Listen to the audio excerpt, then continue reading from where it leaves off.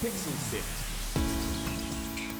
Hello and welcome to episode 145 of Pixel Sift, the show dedicated to indie games from around Australia and the world.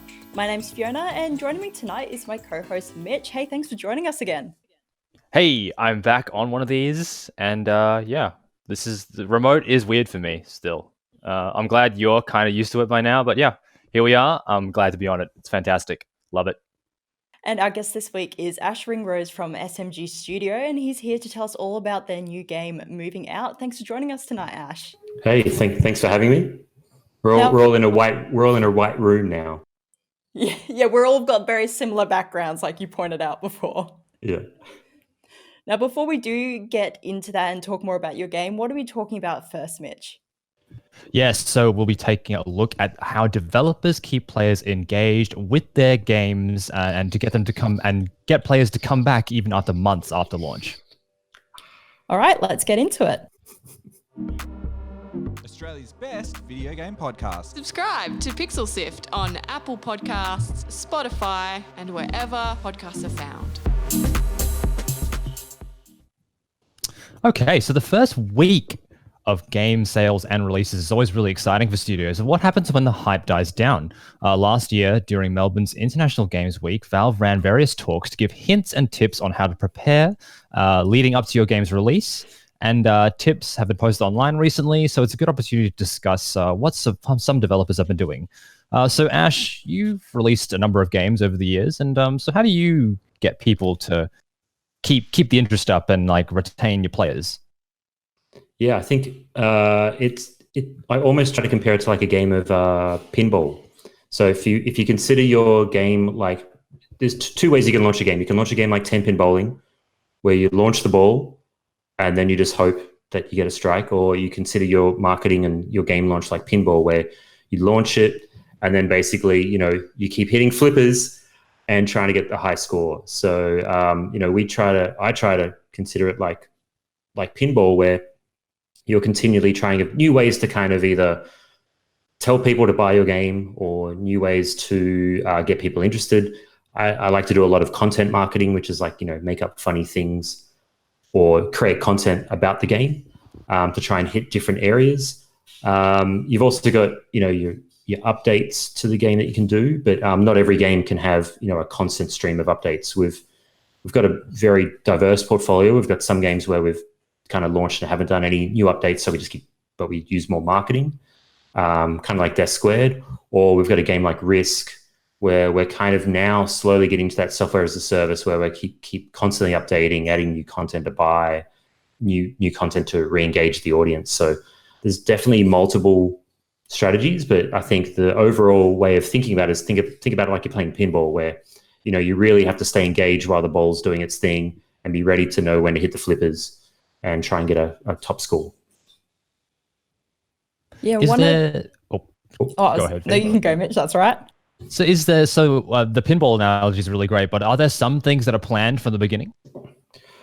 I'd like to say yes, but not always. I think Risk is probably the best example that we have with constant updates. So we not only have new map packs that we add over time, so new maps get people in, but we do constantly adding new features.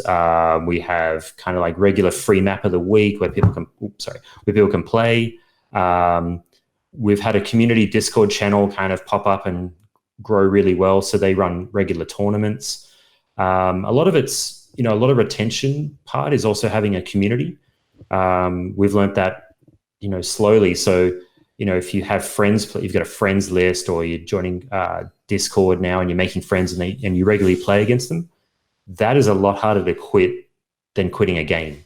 And I think I've seen that a lot with other games, where they add clans, and the clans are there, one, for monetization, but two, the main reason is retention, to kind of get people coming back. So, they're feeling like they let their friends and their clan down if they don't play regularly. So that human connection is really important. So you try and add that to your game, and we've kind of slowly got to that point with Risk now, and Discord's been really helpful with that, because the community's kind of moderates and grown itself. I'd like to say that we planned that, and we we grew that ourselves, but it kind of happened organically. So we're kind of rolling with it. But I think that's kind of a secret sauce, is how do you get a community around it? It's a lot easier with Risk because it's a multiplayer game than a single player game. I think for Death Squared, we just plan to have lots of different ways of talking about the game and just constantly thinking up new ways. So, when Super Smash Brothers was being announced, we did, and I saw someone had made a Toy-Con Man animation. It was an Aussie animator. I instantly contacted him and said, hey, can you do one with just the Death Squared bots, and I'll pay you the money to make an animation. And he did that, and we kind of, trying to jump on the hype train on certain things. Whether that brings people in to the game is less important than kind of raising SMG's profile as well. So I kind of see it as a portfolio play, where if we can continue to raise our profile, then maybe we'll convince them later on to buy our game. It's not always about, getting the third base type of thing with buy our game. It's like, hey, we're cool. Come, we've made fun content, and then slowly wear them down to buy our game over time. Do you have to be aware of other games that are coming out? Because obviously you'll plan when you want to release. Do you have to be aware not only of the mainstream, the big AAA titles, but also other indie games as well? Yeah, you definitely. A lot of that's not just it's less for sales. It's more about the, I guess, the oxygen in, the press, oxygen in the streamers and creators, and just also just, how much noise you can make. If you're trying to make, I think when we launched Death Squared first before the Switch, we launched just after the Nintendo Switch came out and just the week before Horizon Zero Dawn, or around that period, and we got totally starved out, or starved of oxygen. Luckily, the Switch kind of, boosted that back up. But yeah, I think you definitely want to plan your releases around where you can. But if you look at the slate for the year, generally, like, there's no good time to launch. It's busy throughout the whole year. Or you have a perfect date like we did, this is perfect. And then something else, surprise launch, or, Cyberpunk will announce their date, or as we had The Last of Us will have a big big leak, and then they'll announce the date of their game. And so, suddenly you're no longer the front page on the site, you're now the third article, because there's been 3 other articles posted that day. So, you can never plan to have the best time, because everyone surprise launches, or, everything's flying by the seat of their pants. So there's never a good time, unless you're, The Last of Us, or, Cyberpunk, or Assassin's Creed. But, to command that attention, you just have to really kind of, get all your ducks in a row and make sure that you have, everything kind of lined up beforehand. We found surprise launching as a small game. We did that for OTT TD on the Switch. Doesn't work unless you're a really big title, just because, you don't have enough. People can't scramble fast enough. And then if they don't get onto it in the first week, you're old news. So I would say don't surprise launch unless you're, unless you are a big surprise, kind of if you're a big deal, you can surprise launch. Thanks for tuning in to listen to Pixel Sift. If you're joining in on one of our live platforms, welcome. We are talking to Ash Ringrose from SMG Studios about keeping the audience of your games kind of after they've released. So on social media, over the past few days, we put the question forward. We wanted to know what games you spent the most time in, and what keeps you there. And we got a lot of great answers. So Drew Richard from the Stream Perth Discord, he says that I've got about 2K hours in Dota 2 and CSGO, and I have about 1K hours on Skyrim across all platforms. Dota 2 and CSGO I keep playing because I play them with friends every day and as a way to hang out. And Skyrim is my go-to game whenever I run out of things to do or run out of the internet. Wow. So when I have the game on 6 different platforms. So this guy's pretty much the perfect customer, isn't he? Yeah. You're serious when you're talking when you talk about your time in Ks. It's a 1. Yeah, but I think you hit. Yeah, you hit on a really good thing, like that community aspect of playing. I play because I hang out with my friends. That's the same for mobile games, your Clash of Clans, all those type of games. Like, that community aspect is, you've got that, and maybe those games where it's like an endless, you never get tired of them, like the what do they call, the 4X games, or, like the Minecraft style type ones where there's just endless content opportunities or endless ways to play. But yeah, I think, when someone spends that long in a game, it's, they're the games that are always successful. If you can spend 1,000 hours and still want to keep playing, hey, if you can spend 50 hours on a game and still want to be playing, you've got a hit. So you've released, like we've said before, quite a few games already. What do you do when you want to bring more attention to one of your older games? Yeah, I mean, like I said, there's a few options. There's one, you can, update with new content. That's sometimes, it's probably the most expensive way of doing it in some ways, because depends on how old the game is as well. We've looked at our older games at 2-3 years old, just to get the Unity version up to date. We're talking like a month, sometimes a couple of weeks or a month's work. And then you're like, if you just got a simple idea, it's like, you're already a month deep there. But if you already plan for that constant updates like we have for Risk, then it's just a matter of planning out your kind of your program for the year and going, okay, we'll have these updates. Again, I think content updates are probably the best because it's, gets in existing players, like, oh, new stuff I can play, but also you use that to attract new players. You've also got advertising you can do as well. We've dabbled in that a little bit. I think that's one that's obviously more tuned towards probably mobile free games, because for a free to play game, it's much easier to acquire users. To get someone to spend to see an ad and then spend to buy your game is quite a short, I would call it sales funnel. I think people expect, like when Coca-Cola or any other advertising does advertising, they're not expecting you to go out and buy Coca-Cola Coke straight away. They're expecting that to be, to kind of add you to the funnel, to brand recognition.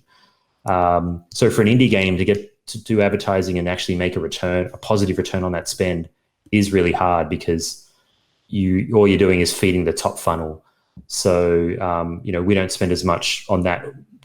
Free to play mobile advertising is a bit different because you can get people instantly, like, they're on their phone, like, oh yeah, I'll install that, click. But to, go to Steam from their mobile, or from watching YouTube to go to Steam to buy something for $20-$30 or $50 is a much harder thing. So we try to do it through content updates, content marketing, which is, coming up with silly ways to talk about your game, or new ways. And just, I also use Twitter to kind of, I troll. I have the search thing for like people looking for co-op games, or I even have one that says just bought a Switch. There's a lot of people that when they just bought a Switch, like talk about it, like, hey, I just bought a Switch. And so I'm always jumping in like, oh, we'll try our games. They're on sale, or there's a free demo. So, that's a real, very pointy, very small thing, but, filling in little, I could be looking at Reddit, looking at memes, or I could be, trying to like convert, strangers to our games. So we have a lot of things like that going on. Nothing too conservative. And then you've got regular sales as well. I think everyone knows that with Switch, we've now been, for Death Square, we're in the heavy discounting phase where we'll discount by 80%. I've had a lot of other developers say like, oh, does that ruin your tail? And the tail is, your sales that, you got your spike when you first launch, and then you have your sales go down, and that's called your tail. Like how thick your tail is how well you do. And does going on sale for 80% really thin out your tail? And from what we've found, it doesn't for a lot of Switch games. And I think there's developers that are hyper-tuned, and there's some people on Reddit that are hyper-tuned to how much a game goes on sale. Like they're watching the charts and they're planning for it. But the general public don't watch the sales that much. They just see it on sale. They go, oh yeah, I'll buy that. I've heard good things about it.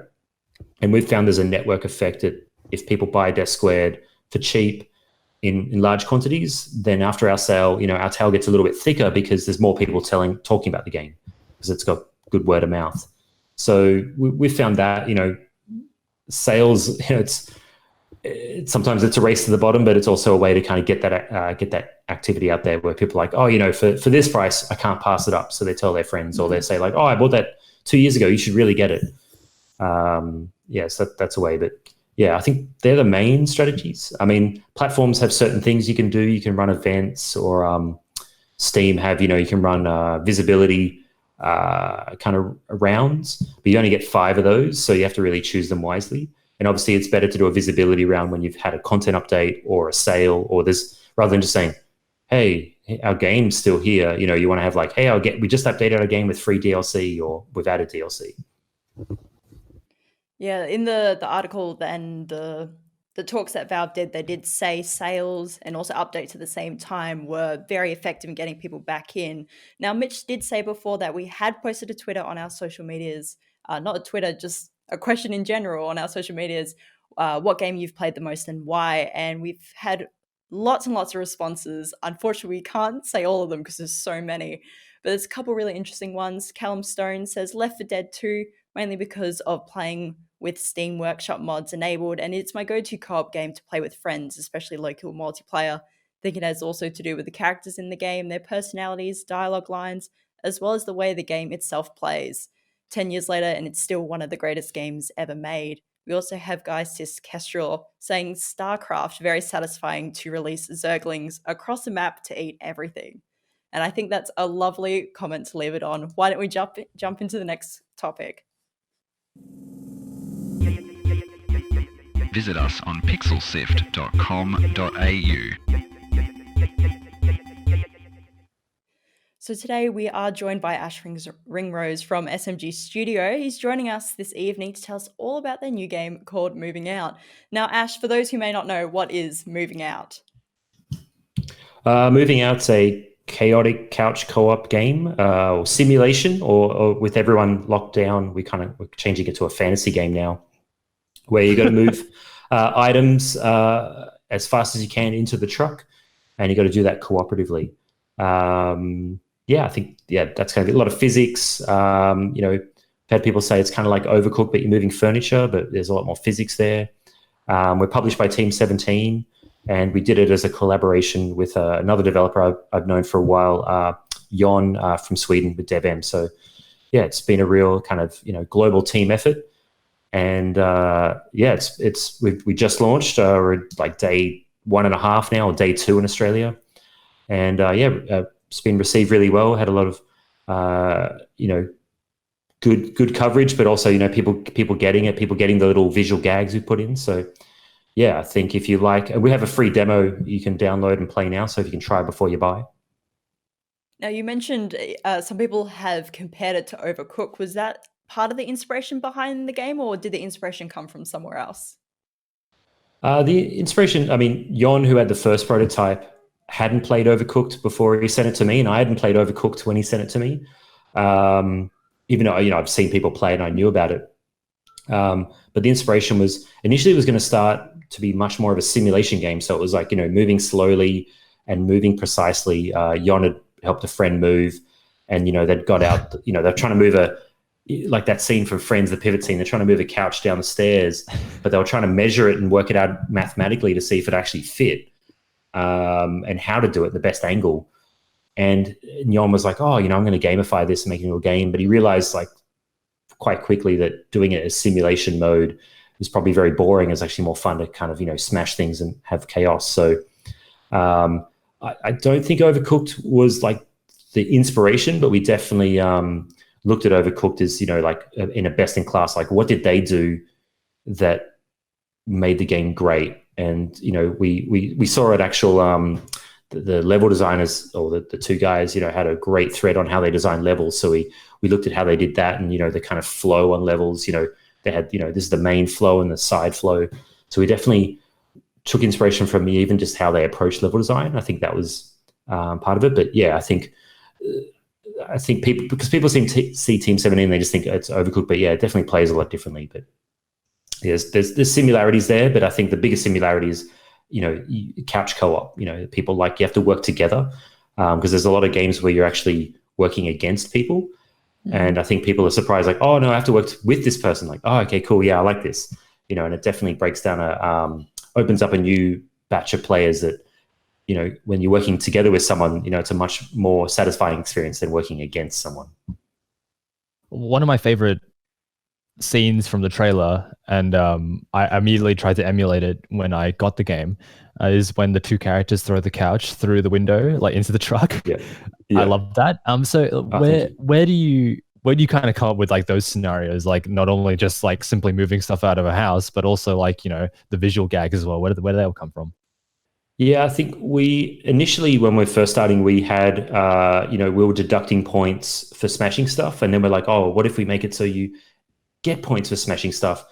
And when we play tested that, we realized that people were playing a different way. They were, going around smashing all the windows and smashing things. And it wasn't, they weren't focusing on the actual goal. And then if you flip it the other way, if you make it so you lose points, then people are, being very precise and weren't having fun. So we kind of threw out any point system and made it all about time. And by virtue of that, just if anything goes and you kind of tune the game for chaos, then those things happen naturally. And so we thought, okay, well, how do we make it so the window's there? And it's obviously the quickest way to do it. So a lot of that was that, like I said, where we looked at the way Overcooked did their levels, and they said, this is the optimal path. And we had like a green line going, this is the best way to do it. And secondary, you could go around and take it through the door. Or thirdly, you could go around the back way and avoid things. So we kind of design levels where the optimal path is probably the one of the most chaos. And we tune the game for fun as well. So, it's more fun to throw it through a window than it is to take it through the door. And so, yeah, there's a lot of tuning and tweaking levels to kind of, make the optimal path almost be the most chaotic. And speaking of levels, some of them are either in space and on a plane. Why did you decide such unusual places for moving furniture? Yeah, I think the main thing was to have variety of not just the variety in how you play the level, but just how the levels look and visually. So we wanted to kind of tell a story. There's quite a 1980s Scooby-Doo story running throughout. It's quite story light, but it still kind of has a twist and a surprise ending. But we wanted to have that variety. So when you saw screenshots or when you're playing, it's like, oh, okay, now I'm in a warehouse. Oh, now I'm in a secret lab. Oh, now I'm in space, and now I'm on a plane. And we wanted to just keep it fresh for the players and, make it interesting from that level. I think also for the artists, they wanted to flex different muscles as well and have a bit of fun. So, we had a little bit of the story kind of led some ways, but then the art also led the other. So, we had the ability of like, oh, we can just tweak the story to match whatever art we want to do. If we need we'll put a farm in, and we'll make the story adapt for the farm. Because I think we kind of let the gameplay and the art lead the way, and then have the story kind of post-rationalize a lot of the design decisions. So there are pretty like fantastic elements of the game, for example, the space levels, but the physics all seems really grounded in reality, like things fall and they interact with each other. How do you find the balance between the two?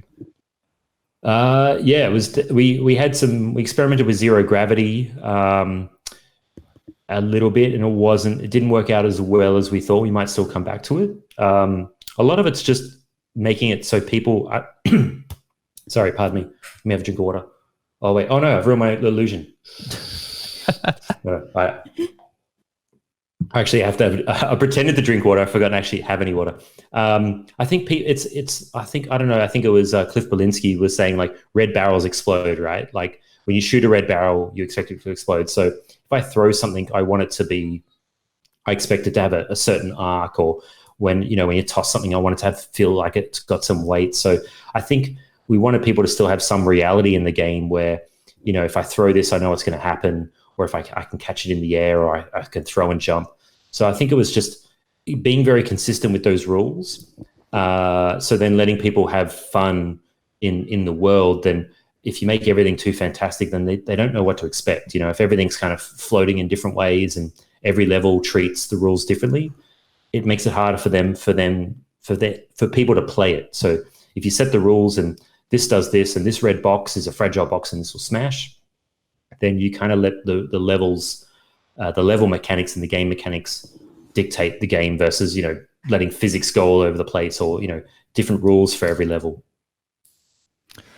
So thanks for watching Pixel Sift. If you're just joining us, we're talking to Ash Ringrose from SMG Studios about their game Moving Out. And so I guess what were some of the biggest challenges when creating this game? Yeah, there's a couple.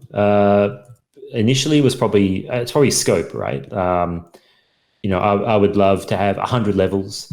Because everyone loves more levels, and I think it was defining that scope early on and making sure everyone was happy with that. So scope in terms of gameplay mechanics, level themes, and art.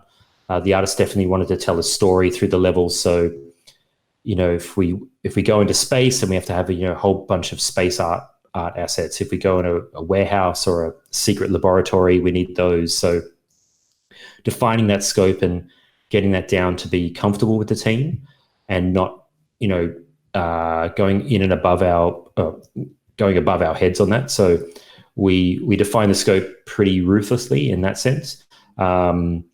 Luckily, we've got a lot left on the table that, I think we've got a really fun sandbox we can expand on. So I think scope is the biggest challenge for any studio in any game. Because sometimes, you can't just throw more people at stuff because it just makes it even worse. You got that. We did a lot of play testing as well to make sure that things were, the levels were reading right, or how were people understanding the controls. So we actually introduced a tutorial level quite early on in playtesting, so we could playtest how people could be onboarded without someone there telling them how to play. So that was really good. So I think that's a big challenge, is always getting people to understand your controls. Do they learn the game instinctively, or do you have to beat them over the head with instructions and tutorials? So even though our game's quite simple, we have a few advanced mechanics, such as I think, like you said, throwing the couch out a window requires 2 players, and there's a few controls you have to do. So, I think onboarding players seamlessly and creatively and visually is the best way to do that than, having heaps of tutorials. So I think those two, scope and kind of, play testing and making sure the game's kind of, understandable. That were the 2 biggest challenges. We had a kind of a good run with Team 17 and Yon, because we're in different time zones. We would send a build to Team 17 when we finish at 6 p.m. Our 6 p.m. was their 9 a.m. or 8 a.m. So they would get it, work on it, and we'd have feedback by the time we came back in the office. So the only time that becomes an issue is when you have very quick turnaround times needed, such as in the final submission phase, where you finish at 6, you send something, and then, there's a bug or an issue that needs to be fixed straight away, and then we can't get to it till the end of their day. So, that's a challenge. But I think we spent most of our time building the game. So, that's at the very pointy end. So the majority of the time that wasn't an issue. I think that's probably it. We had other funny stories where, we were trying to do the soundtrack, and we had we wanted to license, it turned into a good story, but we wanted to license The Touch by Stan Bush. And, it's actually easy to, it's easy to license tracks because you just pay them money and you license the track. But the issue was, if we put that track in the game and a streamer or a content creator, or we put it into a trailer and a media outlet uploads it, they're instantly going to get a YouTube notification. And we can do that on our account. We can say, we dispute that. But if you're a IGN or a streamer or a small channel, you're not going to go through that hassle. So, so that was a little bit of a roadblock initially. It was like, this track is so great for what we want, but it causes content violations. So we actually, but in that process of contacting Stan Bush or his producer, we actually got in contact with his producer, and he's like, I've got all these tracks that I made in the 80s that I've never released. Do you want to just go through my back catalog? And we're like, yeah. And so we just opened up his archives. And so actually all the tracks except 2 of them were actually literally made in the 80s. And because they'd never been released before, they didn't have any content violation issues. And so it was kind of like what was initially a roadblock actually turned into a really cool story. And IGN put a piece up about, Lenny and, his story. And, he's been it's quite a legendary producer when we looked him up, and he's got all these gold records and gold cassette tapes. And, but yeah, we've got tracks that, I think it was like Tina Turner or Whitney Houston didn't want in the 80s, and we've got it now. And that's so that was really cool. But that was still a bit of a roadblock initially. It was like, we want this really great track for our game, but it's luckily having the foresight of like, oh, this is going to cause issues longer down the track. So I think that's it. And we put together a new team in Melbourne as well. So SMG's based in Sydney, and we put together a new team in Melbourne. So putting together a new team and starting a game of this size, because this is Melbourne's first release, was quite an endeavor. But the team really came together quite well. So that was a bit of a struggle, just learning different ways of working. Mm-hmm. I've worked with some of the people in my Sydney team for 10, 12, 11, 9, 7, 5 years, and never really good rapport and shorthand. And whereas with the team in Melbourne, and they're all new.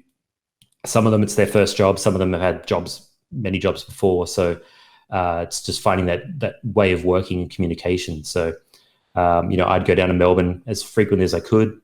But yeah, I think we've definitely found our groove now. And it's always like one of those things like, wow, the last year, like the last 6 months of development, the game just went infinitely further along than the first year of development. Just because you kind of find your rhythm. Yeah.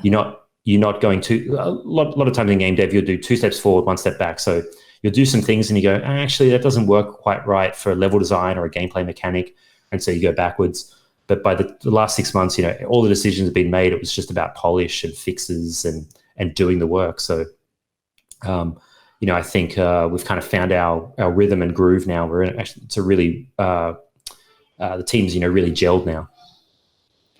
Now, one of the Stadia launch announcement games was very, very similar to Moving Out. Tell us, how did it feel for you and the team as well when you saw that game was announced? I mean, they could have picked a different release date than our date. Would have been great, but yeah, I think it's almost like Bug's Life and Ants. These things happen where the collective consciousness, picks a theme that at one point when we announced it, Kind of Funny Game Showcase, there was no games like that, and it was like Blue Ocean. Like we're the only game in this kind of category, or not category, this kind of theme.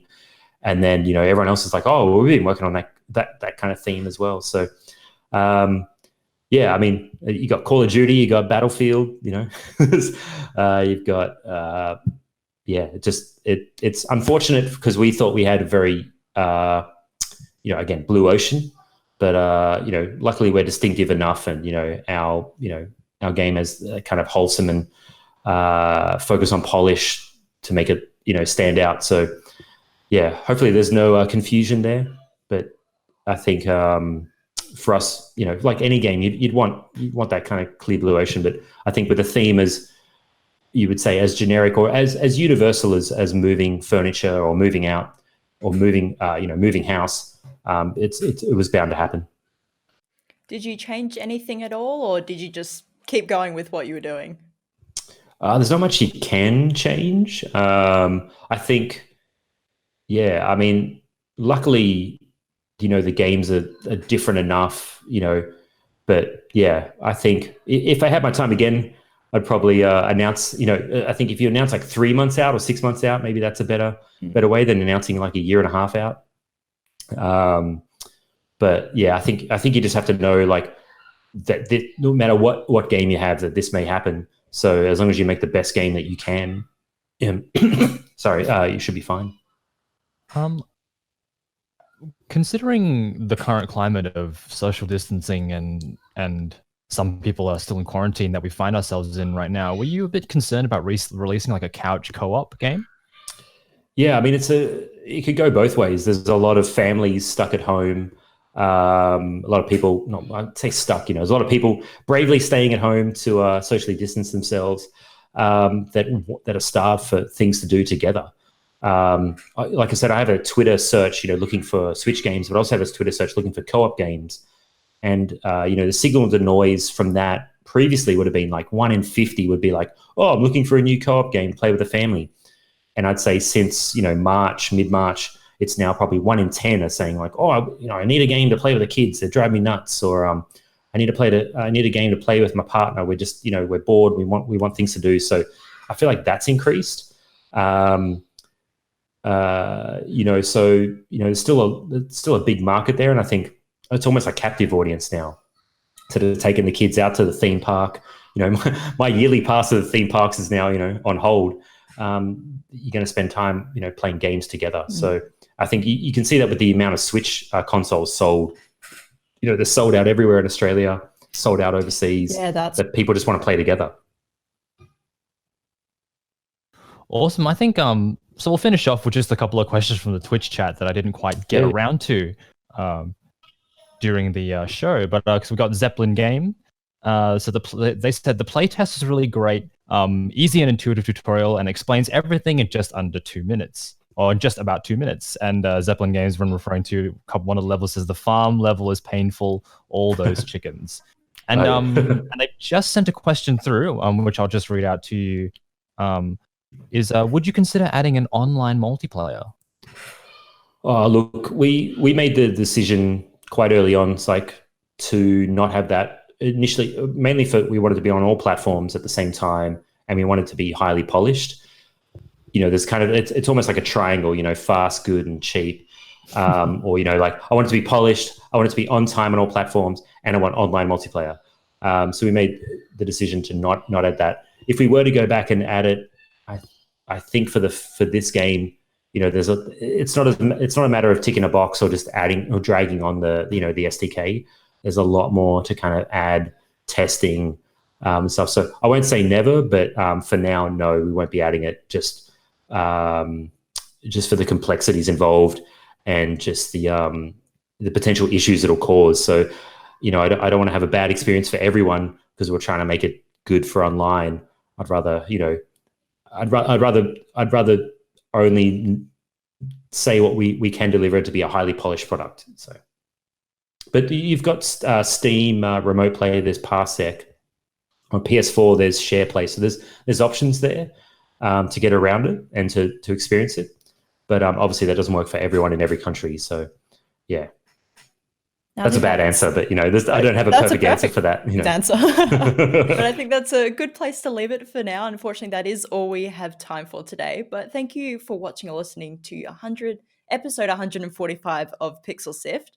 This episode has been hosted by myself and Mitch. So thanks for joining me tonight, Mitch. Always a pleasure, Fee. And thank you to Ringrose for taking the time for being on our show tonight. It was fantastic to have you back again. Thank you, and I'll see you online. Pixel Sift is produced by Scott Quigg, Sarah Ireland, myself, Mitch, Daniel Ang, and Gianni D. Giovanni is our executive producer. And as always, we'll be sticking links to the topics we spoke about tonight in the show notes on our website at www.pixelsift.com.au. And you can also come and join us on Discord. We'd love to have you there. That's pixelsift.com.au/Discord, where you can share your creative work, talk about topics and the games you've been playing, and everything else. That's pixelsift.com.au/Discord. And if you like what we do, can I ask you a favor? We need your help to share the show. So tell a friend, subscribe your brothers and sisters, and start someone's journey into podcasts, because we know it's a little tough getting started, but once you're in, you'll love it. Our next episode will be recorded live on twitch.tv/PixelSift on Thursday, 14th of May at 7:30 p.m. Australian Eastern Standard Time. So you can come and join us and be part of the episode. We post a question a few days before the episode, so feel free to add your comments and tell us all about your games and what you love, and we'll happily read them out on the show. Next week, though, is Thursday, 7th of May, and will be Pixel Sift Plays, where we play some of the many indie games that feature on our show. That's all for this week. Thanks for joining us, and we'll catch you next time. See ya. Bye.